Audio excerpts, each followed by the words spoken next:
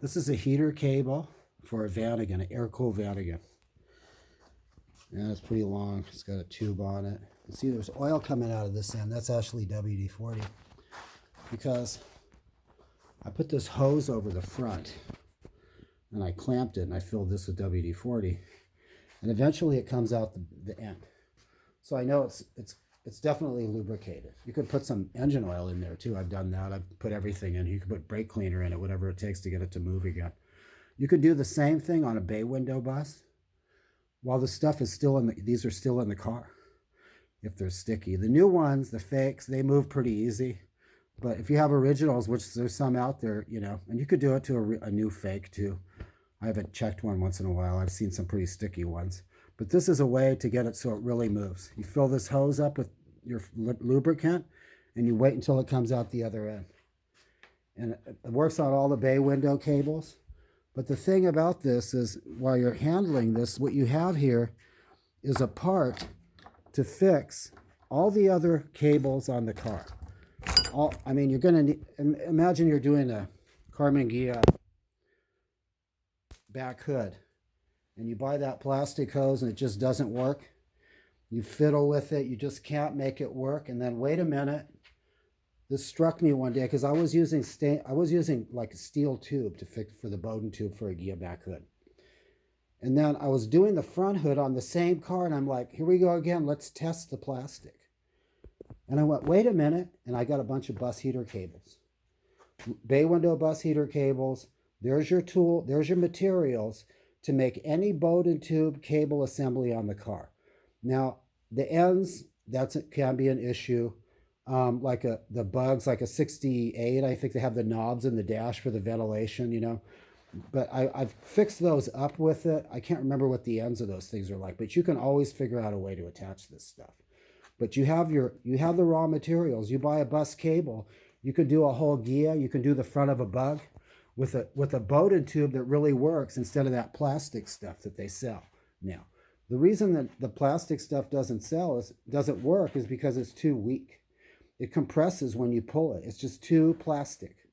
Plastic deformation, there's too much of it. It's not stiff enough.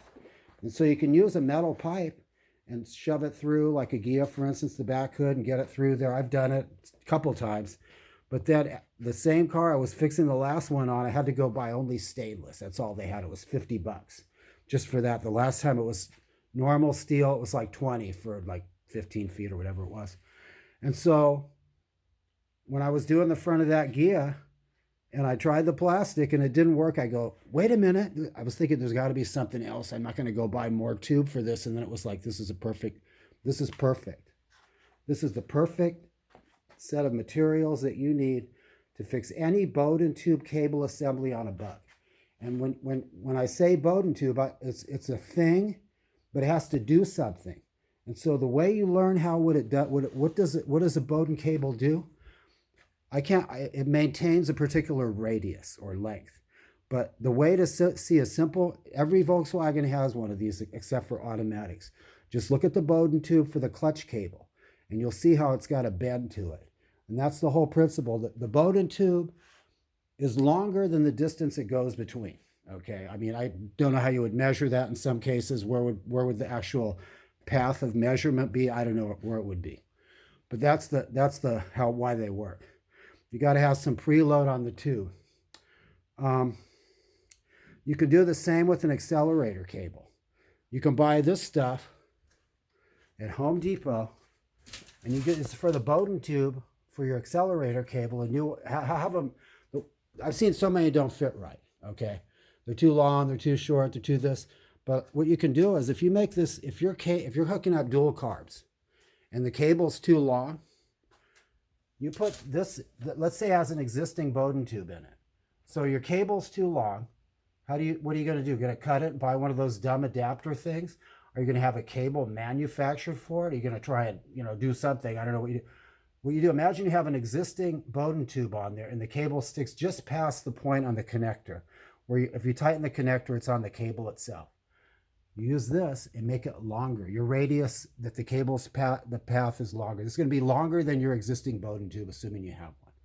You put this thing, And you'll have to play with it, and you can get it, dial it in perfect like it came that way new. But Bowden tube science. And remember, all hoods, all these latched hoods that have plastic tubing, the old bugs had metal tubing, and then they went to that plastic stuff, and it's been downhill ever since. But this is how you make a Bowden. You can do, again, this you can do in a Bay in 79 bus. You could do this while it's in the car. Take off the dash, put the hose on it. You might have a little problem getting a hose to go over this, but you can do it. It's a hassle though. Sometimes you can barely get it over it. Clamp it, fill it, wait till it comes out the other end. They'll work better than new, and you'll stop breaking knobs. No more broken knobs. Knobs that do what they're supposed to do, they move.